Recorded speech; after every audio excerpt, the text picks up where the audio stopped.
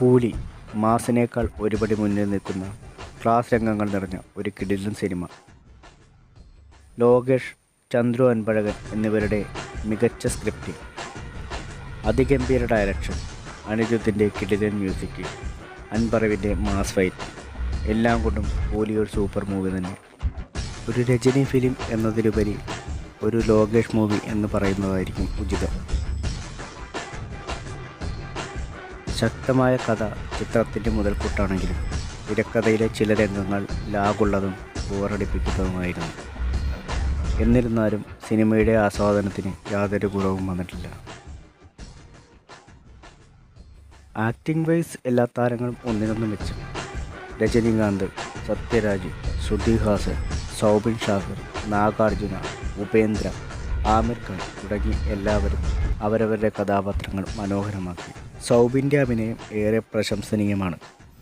Second ഹാഫിലെത്തുന്ന Upendra പ്രേക്ഷകരെ ത്രില്ലടിപ്പിക്കുന്നു. പടത്തിലുടനീളം നീണ്ടു നിൽക്കുന്ന വില്ലനായി നാഗാർജുന ത്രസിപ്പിക്കുന്നു. ചെറിയ രീതിയിൽ ബോറടിപ്പിക്കുന്ന അഭിനയമാണ് ശ്രുതി ഹാസൻ്റേത്. എന്നാൽ വളരെ കുറച്ച് രംഗങ്ങളിൽ വളരെ വലിയ കഥാപാത്രമായി സത്യരാജ് തകർത്തു. സ്പെഷ്യൽ അപ്പിയറൻസിൽ വന്ന ആമിർ ഖാൻ്റെ കിടിലൻ എൻട്രി, കൂടെ അനിരുദ്ധിൻ്റെ മാസ് ബീജിയം. ഓരോ പാട്ടും വളരെ മനോഹരമാണ്. അനിരുദ്ധിൻ്റെ സംഗീതം സിനിമയ്ക്ക് കൂടുതൽ മികവേകുന്നു. ഓരോ രംഗങ്ങളും അതിൻ്റെ പൂർണ്ണതയിലെത്തിക്കാൻ ബീജിയം വളരെ വലിയ പങ്കുവഹിക്കുന്നു.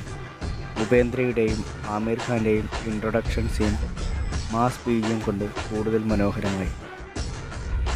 ഈ ചിത്രത്തിൽ നിരവധി ആക്ഷൻ രംഗങ്ങളുണ്ട്. എല്ലാം ഒന്നിനൊന്ന് മെച്ചം. രജനി, സൗബിൻ, ഉപേന്ദ്ര, നാഗാർജുന എന്നിവരുടെ ആക്ഷൻ സീനുകൾ ആവേശകരമാണ്. പ്രത്യേകം എടുത്തു പറയേണ്ട ഒരു ഫൈറ്റാണ് കല്യാണിയെ അവതരിപ്പിച്ച രജിതയുടേത്. ഗിരീഷ് ഗംഗാധരൻ്റെ സിനിമാറ്റോഗ്രാഫി ചിത്രത്തെ കൂടുതൽ അവിസ്മരണീയമാക്കി. വ്യത്യസ്തമായ ക്യാമറ ആംഗിളുകൾ മാസ് രംഗങ്ങളെ കൂടുതൽ മനോഹരമാക്കി. ക്യാമറയോടൊപ്പം എടുത്തു പറയേണ്ട ഒന്നാണ് ഫിലോമിൻ രാജിൻ്റെ കിടിലൻ എഡിറ്റിംഗ്.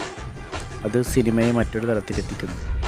ചുരുക്കി പറഞ്ഞാൽ 3 മണിക്കൂറോളം ആസ്വദിച്ചു കാണാനുള്ളതെല്ലാം ഉൾപ്പെടുന്ന ഒരു സിനിമ തന്നെയാണ്.